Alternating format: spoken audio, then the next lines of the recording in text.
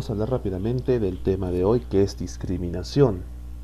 Discriminación, que es esta acción voluntaria y consciente para excluir a muchas personas. Y esto lo estamos viendo en nuestro día a día, en todas las cosas que hacemos. Los psicólogos, otros investigadores, han detectado unas posibles causas, que son las siguientes.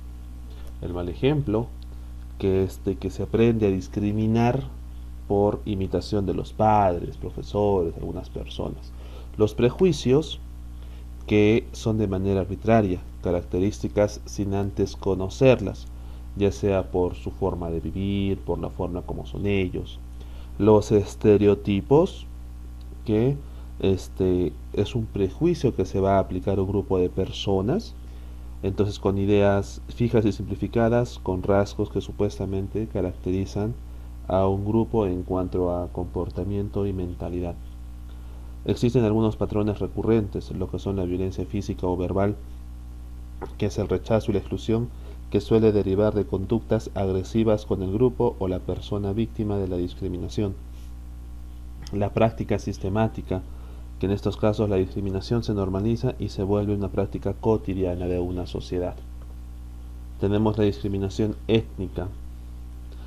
Es la exclusión de un sector de la población debido a sus características físicas, principalmente al color de su piel. Esto se va a traducir en desigualdades en el acceso de servicios, trabajo, educación, en muchos aspectos. Y esto, si tú te pones a pensar, lo vemos en nuestro país, en nuestra sociedad, en todos los días. Los afroamericanos en Estados Unidos. Ahí te he puesto dos imágenes bien interesantes. Ya lo conversaremos en nuestra sesión síncrona. Bien, aunque la esclavitud en Estados Unidos fue abolida, bien, en el siglo XIX, la discriminación hacia la población afrodescendientes ha continuado, y tú lo has podido ver en los últimos días, los sucesos que han ocurrido en Estados Unidos hacia una persona afroamericana o con tendencia a un color oscuro. Bien, entonces, ¿qué ha sucedido, no? En los últimos años? En los años 50 aproximadamente existían leyes que admitían segregarlos, especialmente en todo el estado del sur.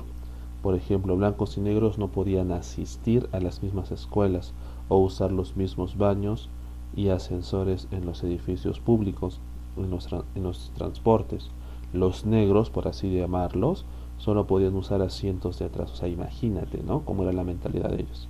En 1955, Rosa Parks, una ciudadana afroamericana que había ocupado los asientos de adelante de un bus, fue condenada a prisión por no ceder el asiento a un blanco. O sea, realmente era un caos. Este hecho inició una serie de protestas en Alabama, encabezadas por Martin Luther King. Gracias a ello, luego de 381 días, la Corte Suprema de los Estados Unidos prohibió la segregación de los transportes públicos. El 28 de agosto de 1963 se realizó una multitudinaria marcha en Washington en reclamo por la igualdad de derechos tanto para blancos y negros. Allí Luther King realiza un discurso histórico en el que se expresa su sueño de un mundo justo y sin discriminación. A lo largo de los años ha surgido lo que es una legislación contra la discriminación en diferentes formas, diferentes aspectos a lo largo de todo el mundo. El Pacto Internacional de los Derechos Civiles y Políticos en 1976 condena la discriminación y defiende los derechos de las minorías. Asimismo, el Pacto Internacional de los Derechos Económicos, Sociales y Culturales en 1966 promueve la igualdad de condiciones para el desarrollo de las personas. En el Perú, en nuestro país, el Estado ha dado una serie de leyes y normas que prohíben la discriminación, especialmente de los grupos más vulnerables. Tenemos ahora lo que es la discriminación cultural en minorías. Tenemos lo que es la xenofobia. Es el rechazo, exclusión, odio, hostilidad hacia los extranjeros. La xenofobia parte de la supuesta superioridad de un grupo étnico como fundamento para rechazar a los demás. Esta actitud es más frecuente en épocas de crisis económicas, ya que se culpa a los extranjeros por la escasez del empleo y los problemas sociales. Luego tenemos lo que son los musulmanes en Europa. La migración musulmana en los países europeos ha sido una de las más grandes corrientes demográficas en las últimas décadas.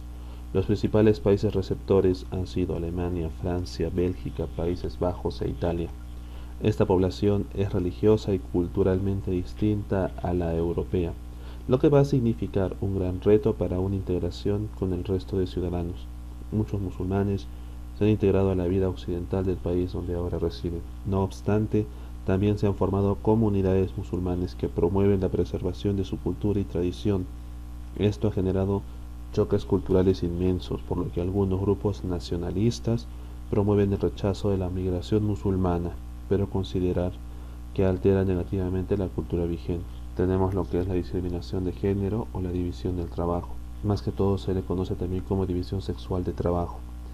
Es cuando el trabajo a la asignación de las labores de hombres y mujeres únicamente en función a lo que supuestamente corresponde a su sexo biológico. Esta idea motivó a que las mujeres se dedicaran solamente a tareas domésticas y al cuidado de personas, mientras que los hombres a las labores productivas. Así bien es cierto que existe actualmente una participación más activa de las mujeres en el mercado laboral. Esto no se da por igual en todos los campos. Por ejemplo, la Organización Internacional de las Migraciones en el 2014 dijo que el 49% de los migrantes son mujeres que se dedican principalmente al servicio doméstico, al trabajo de estética y al cuidado de personas, es decir, oficios relacionados con la división sexual del trabajo. Hay también empresas que contratan mujeres migrantes a las que explotan con bajos salarios, pésimas condiciones laborales y escasas garantías legales y sociales. ¿Esto te suena? Más trabajo, menos salario. Según la ONU, en las dos últimas décadas, la participación activa de las mujeres en el mercado laboral se ha estancado debido al ingreso masivo de las mujeres en economías nacionales, con escasos trabajos de calidad y la baja valoración de los trabajos tradicionalmente femeninos. También persisten las diferencias salariales entre hombres y mujeres que van a desempeñar una misma labor.